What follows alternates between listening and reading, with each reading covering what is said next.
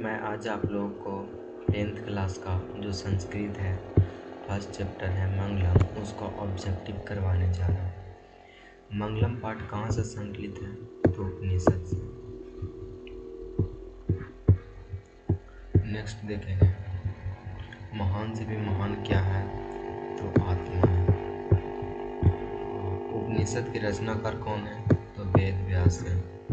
उपनिषद किसका अंतिम भाग है? तो वैदिक साहित्य का अंतिम भाग है।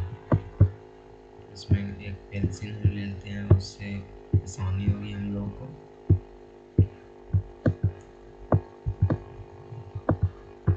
तो उपनिषद किसका अंतिम अंग है? तो वैदिक वाङ्मय का। महान से भी महान क्या है? आत्मा है।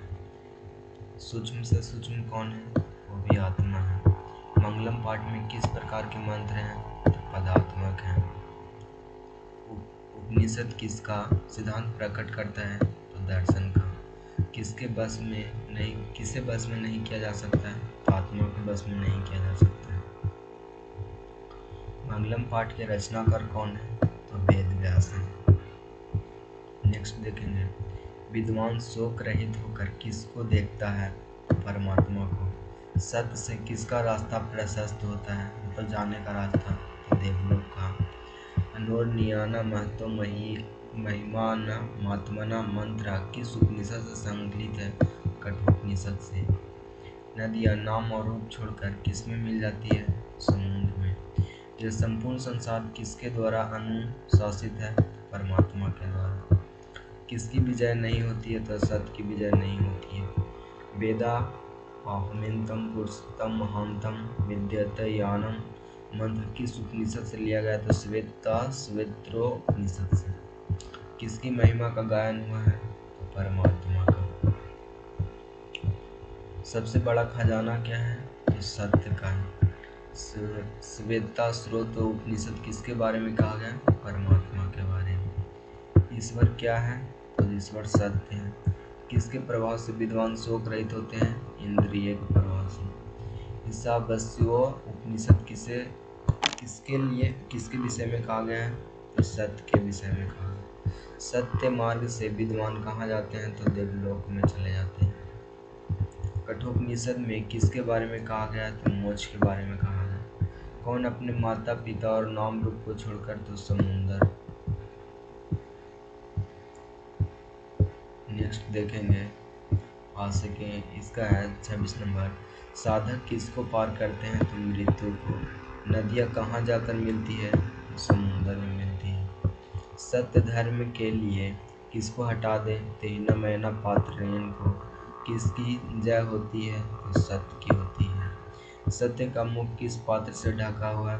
तो स्वर्ण सोना जैसा पात्र से। नदियाँ क्या छोड़कर समुद्र में मिल जाती है? नाम छोड़कर। किसका मुख सोने के पास से ढका है? तो सत्य का। ब्राह्मण का मुख किससे ढका है? तो सोने का। प्राणियों के हृदय रूपी गुफा में कौन बंद है? तो आत्मा बंद है। विद्वान अपना नाम छोड़कर किस में मिल जाती है? परमात्मा में।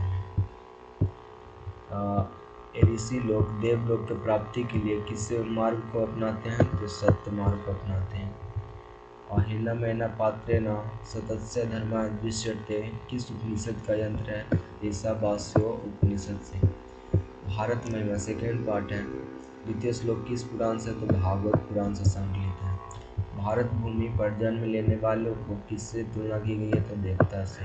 उपनिषद के अंतिम भाग में किसका सिद्धांत है? तो दर्शन शास्त्र का। भारत भूमि का गान कौन करता है? तो देवतागण। आदित्य का परिवाच्य शब्द क्या है? सूर्य। भारत महिमा पाठ के रचनाकार कौन है? महर्षि वेदव्यास। नेक्स्ट है, भारत भूमि किससे सेवित है? तो सागर पर्वत निर्झर से। हम लोगों के लिए सदा कौन पूजनीय है? तो भारत है। भारत की महिमा कहाँ गाई जाती है? सर्वत्र, मैंने सभी जगह। देवन क्या गाते हैं? तो गीत गाते हैं। भारत के उत्तर में कौन प्रहरी के तरह विराजमान है? तो गंगा। भारत में जन्म लेने वाली किनकी सेवा करते हैं? तो श्री हरि का। भगवान कहाँ जन्म लेना चाहते हैं? भारत में। भारत महिमा पाठ का प्रथम श्लोक किस पुराण से लिया गया है? तो विष्णु पुराण से लिया गया है। किसके गीत देवता भी गाते हैं? भारतवर्ष के। नेक्स्ट देखेंगे अगले वीडियो में।